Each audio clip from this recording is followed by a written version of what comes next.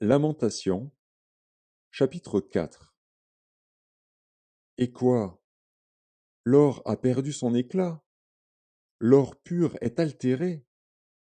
Les pierres du sanctuaire sont dispersées au coin de toutes les rues. Les nobles fils de Sion, estimés à l'égal de l'or pur, sont regardés, hélas, comme des vases de terre, ouvrage des mains du potier.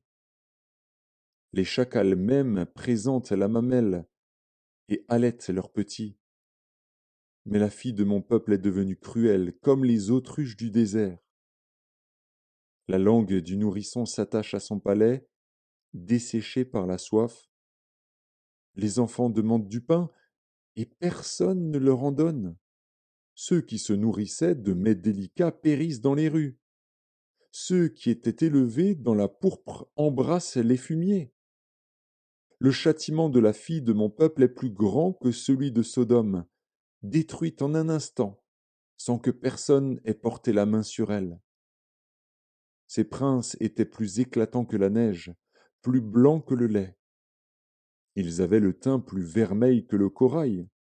Leur figure était comme le saphir. Leur aspect plus sombre que le noir. On ne les reconnaît pas dans les rues. Ils ont la peau collée sur les os, sèche comme du bois. Ceux qui périssent par l'épée sont plus heureux que ceux qui périssent par la faim, qui tombent exténués, privés du fruit des champs. Les femmes, malgré leur tendresse, font cuire leurs enfants. Ils leur servent de nourriture au milieu du désastre de la fille de mon peuple. L'Éternel a épuisé sa fureur.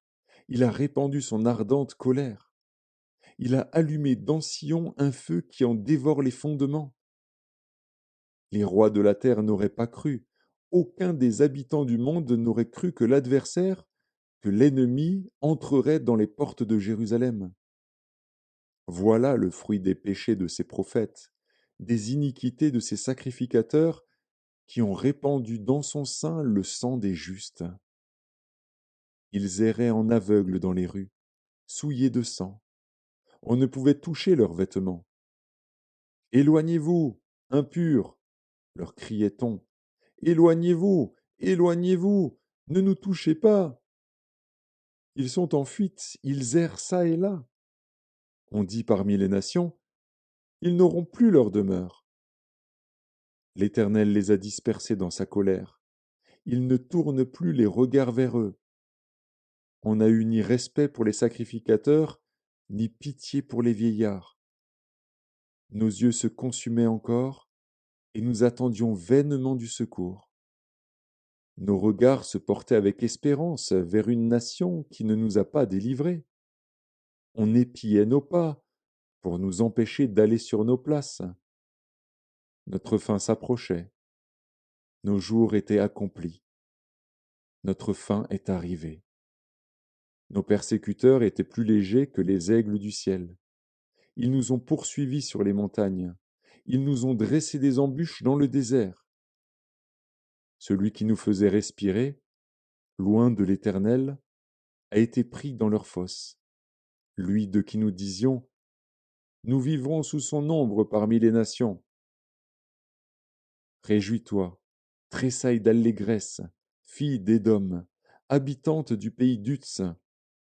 Vers toi aussi passera la coupe. Tu t'enivreras, et tu seras mise à nu. Fille de Sion, ton iniquité est expiée. Il ne t'enverra plus en captivité.